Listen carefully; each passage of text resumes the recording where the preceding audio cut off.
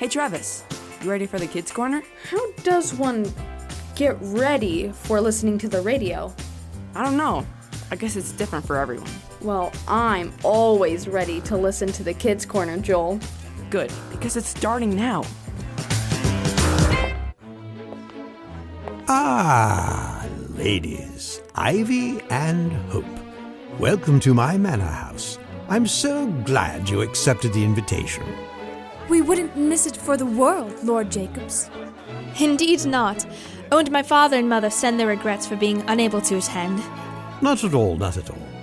Now then, my ladies, do enjoy the ball. I must continue my rounds as host. Ah, Lord Worcester, what-ho! Oh my, what a splendid party this is. I do love Jacobs Manor. I do wish I could live here someday. Alas, that will never be. Why do you think that? I would have to marry into the family, and unless Lord Jacobs has hidden a great deal from the public eye, he has no heir. Ah, but that is where you are wrong.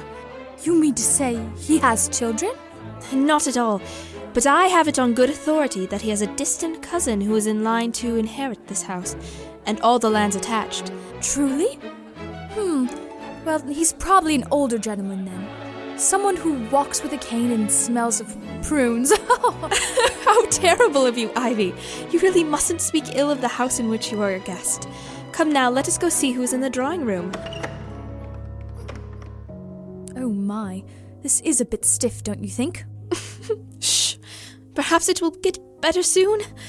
My ladies are critics of music. Oh no, it was merely an inside joke, sir. Do you know the musician, good sir? Indeed, that is my young sister. Does musicality run in the family? If you're referring to me, I do not have the talent nor the desire to entertain foolish young women who fail to conduct themselves in a respectable manner while someone is performing. Come now, my good man. You needn't be curt. My friend was merely asking you a question, and if you cannot be a proper gentleman and respond graciously, we will trouble you no more. Excuse me. Ah, I see you have met. Cousin, these are some very dear friends of mine, Ladies Hope and Ivy. Ladies, this is my distant cousin, Everett Jacobs. I'm very glad to make your acquaintance. A pleasure. Do forgive me, cousin. I was attending to something. Nonsense, my boy. We were just coming in to start a radio program. Oh, I'm sure the young master would prefer to leave. We wouldn't wish to detain him. Nonsense. We'll start it up right now.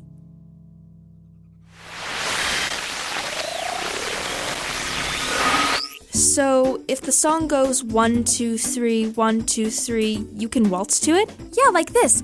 1, 2, 3, 1, 2, 3, 1, 2, 3, 1, 2, 3. What's going on here? Oh, hey, Everett. Ivy's just been showing me what she's learning in ballroom lessons. Ballroom? Yeah, you know. Foxtrot, the waltz, the cha-cha. You made that last one up. I did not. See? It's the 1, 2, cha-cha-cha. Right. I think it actually looks pretty fun. It is. You two should totally come. I don't know. Dancing is more of a girl thing. You think only girls dance? Tons of guys dance, and they're really good at it too. I'm sure some guys do. If they can't play sports or, something manly. Are you for real right now? Hey, kids, how are you doing this morning? We're good. Ivy's showing us some dances she's been learning. Dances? Oh, like what? Oh, you know, ballroom dancing and stuff. Oh, that is fun. Wait, you dance? Not as often as I used to, Hope. But I've been known to cut a rug when the occasion presents itself. Cut a rug? It seems to me that Everett doesn't think you're very manly, Mr. Jacobs. Oh? But someone makes you do it, right? I mean, your parents made you learn or something? No. I like dancing and have danced for many years. No one's forcing me to have fun. See? Guys do like dancing, Everett. Am I missing something here? Everett can explain. I don't think there's anything to explain, really. Right. I mean, if there's something that needs to be cleared up between us, I'd like to hear more about it. And while you clear it up, we are going to listen to the radio.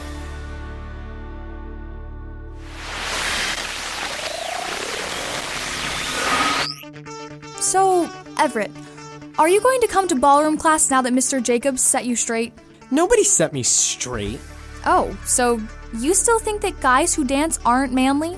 All right, Ivy. I think you've made your point. I think she's just calling Everett out for saying something dumb. She's being a jerk is what she's doing. Okay, guys, let's not argue about it. But he said he didn't think that guys that dance are manly. How can you, a guy that dances, how can you not argue with that? Well, I'm flattered that you girls are convinced that I am indeed manly. But the fact is, even if we disagree with someone, that doesn't mean that they deserve to be treated badly for it.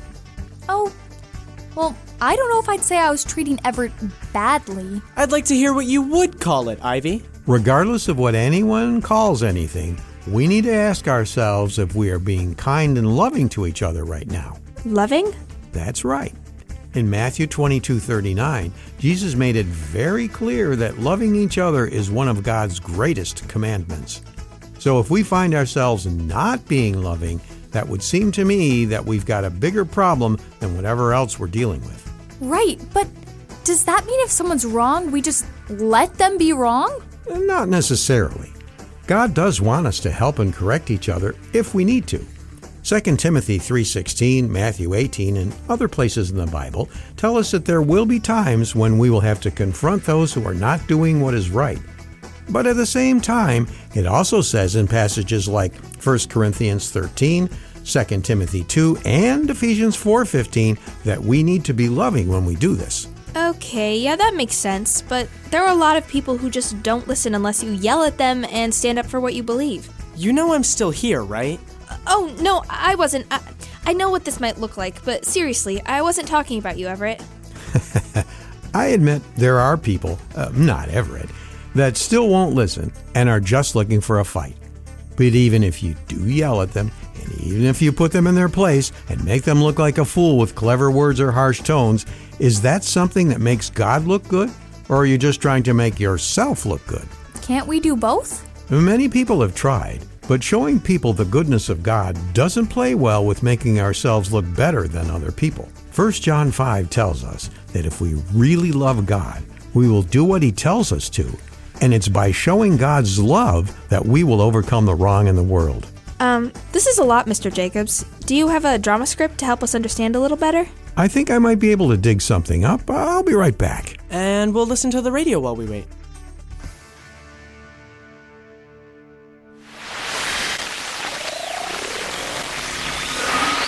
And now, from the garage of Lionel Jacobs comes the wise drama, The Proud Farmer, an adapted biblical lesson about pride. Once upon a time, there was a farmer who knew quite a lot. That's right. I've been a farmer since the day I was born, and I can tell you all of the best ways to plant your crops. This would be less annoying if he wasn't always right. Of course I'm right. You're planting that corn too deep, by the way. Anybody in this entire county knows about corn. I'm the one who knows about it. Sure, fine. Don't listen to the king of farming. I'm just saying, you're going to regret it. Excuse me? I'm not from around here. I have an important message for all the good citizens of this land. A message? Yes. Ahem. Let it be known that next Wednesday, the people will gather together in the center of the town to hear the great wisdom of someone very special. Be there or be square. Signed, the Queen. Please sign here that you have received this message. Thank you. Just 4,000 more rural homesteads to go. And with that, as suddenly as she had arrived, the messenger left. Hearing the wisdom of someone special. I wonder who. Isn't it obvious? Who else would be important enough to listen to but the smartest person in the kingdom? Me! You? Of course. I'm sure the queen will want me to share all of the important things I know about farming. After all, her realm is dependent on agriculture. And so, the farmer set about getting a speech ready. Therefore, for those who obviously aren't smart enough to know the difference between a beefsteak and a cherry tomato seed, there are 5 ways to tell. As is common with most Wednesdays, the day of the great speech from the very special person soon came. People from all over arrived and took their places around the specially prepared podium. Well, hope everyone is ready for the speech of a lifetime. Where are you going? Hello, citizens of the realm. I am obviously the special speaker today, and I want to first talk about potatoes. Potatoes. Boil 'em, mash 'em, put 'em in a stew. Potatoes. I beg your pardon, but what are you doing, young man? I'm the smartest farmer in the realm, and obviously the queen has called everyone here to hear from me. She has certainly not done any such thing. How would you know? I am the queen, and I am the one who will be speaking today. Now get off the stage this instant! And so the farmer, embarrassed, crept down and tried to disappear. Great speech you had there. Yeah. The moral is that sometimes we can think that just because God has given us gifts like knowledge, authority, skills, or even faith, that this means that we are more important than other people.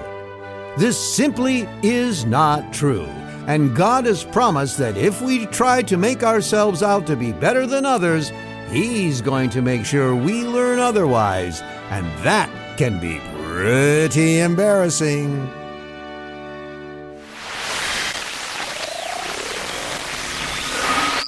You kids are looking pretty thoughtful right now. Anything I can help you with?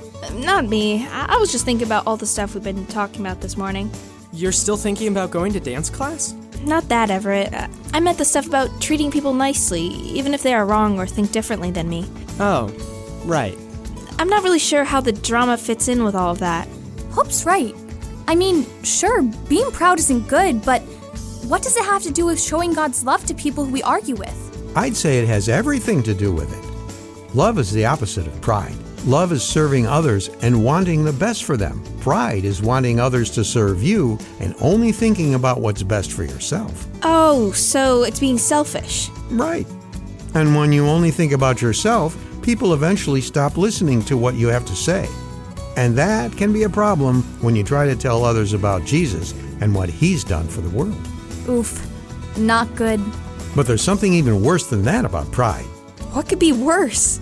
Well, many verses like Proverbs 16:5 and James 4:6 warn us that when we are proud, God will not stand for it, and He will fight against us. Against?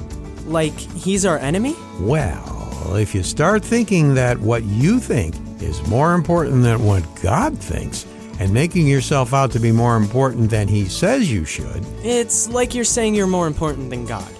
that's what I was thinking, Everett. Not good.